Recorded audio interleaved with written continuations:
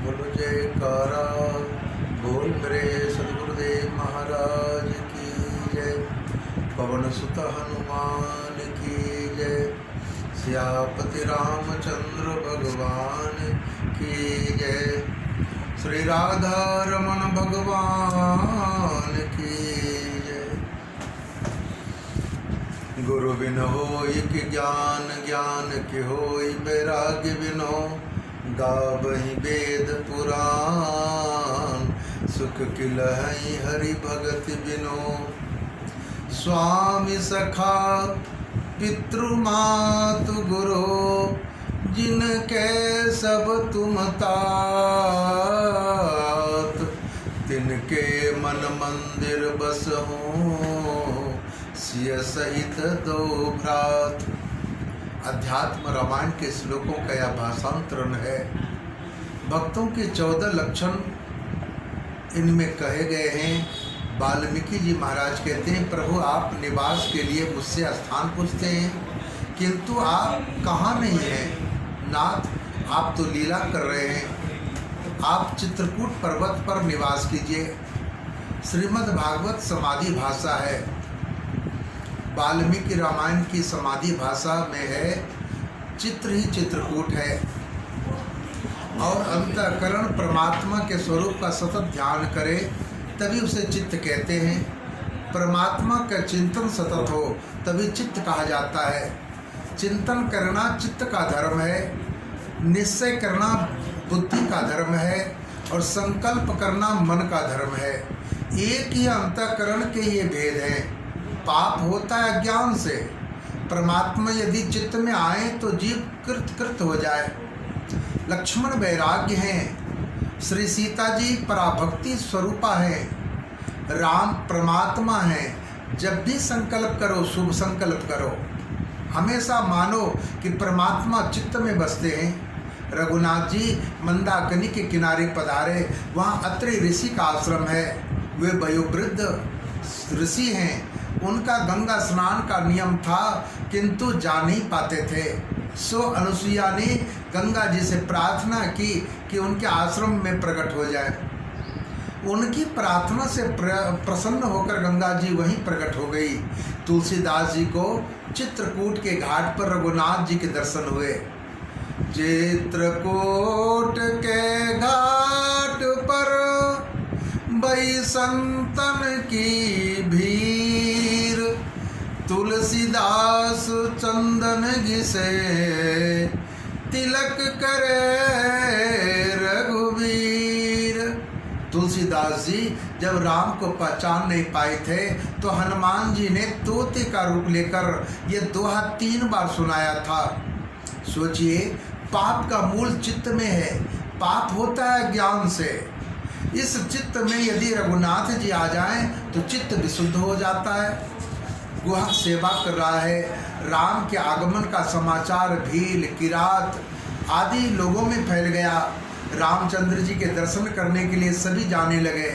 पूछा गया, उनके दर्शन करते हुए जड़ चेतन बन जाता है। चेतन जड़ सा, कुशल मंगल स्वभाव बदल गया, जीवन सुधर गया। प्रभु जी के दर्शन से हमारा कल्याण हो गया, पाप छूट गया। यहाँ के वन, पहाड़, गुफा आदि सब पवित्र हो गए। हम आपके सेवक हैं, आप जहाँ चाहें हम आपको ले जाएंगे। भरत जी बोले, उस समय मेरे बड़े भैया राम कहाँ हैं? अब क्यों दिखाई नहीं देते? कहाँ हैं वे? रामचंद्र जी चित्रकूट में विराजे।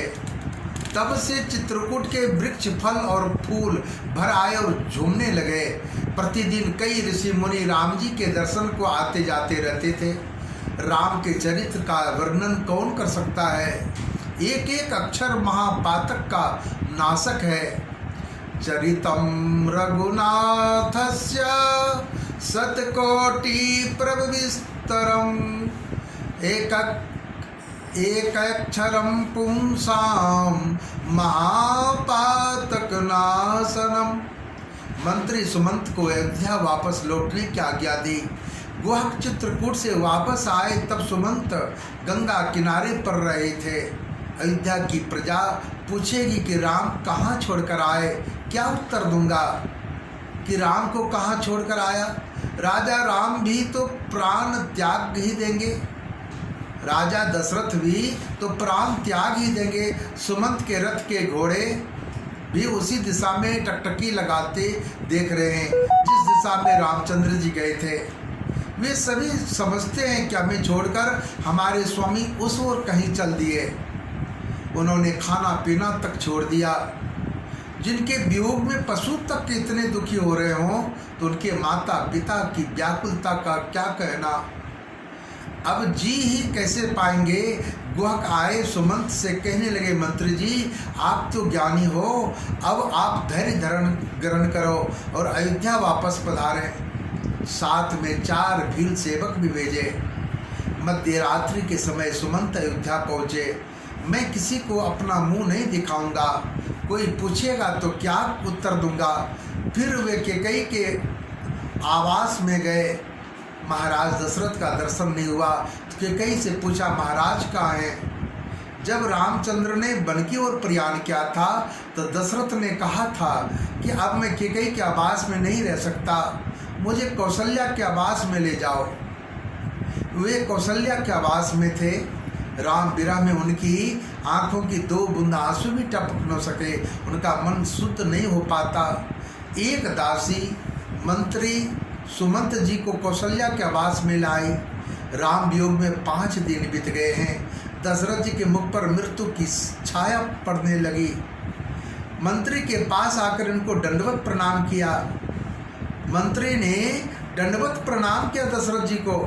दशरथ जी ने आंखें खोलकर देखा, पूछा मेरा राम कहाँ है, कहाँ है मेरा राम, कहाँ छोड़ आए मेरे राम को, सीता वापस आया या नहीं, मुझे वहीं ले चलो जहाँ मेरा राम है।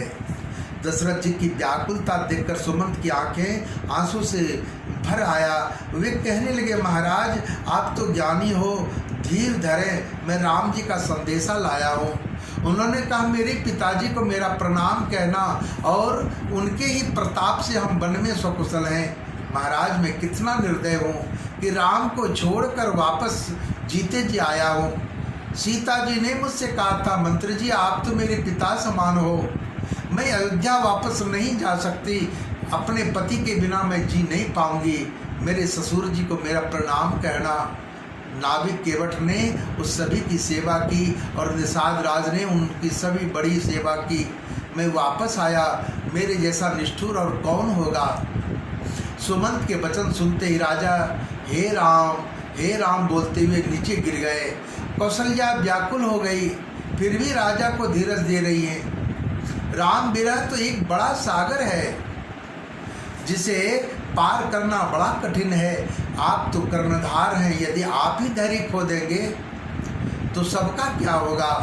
दशरथ जी ने कहा मेरे वक्षस्थल में वेदना हो रही है, मुझे श्रवण कुमार के माता पिता का श्राप लगा है, पुत्र विरह में मेरी मृत्यु होगी।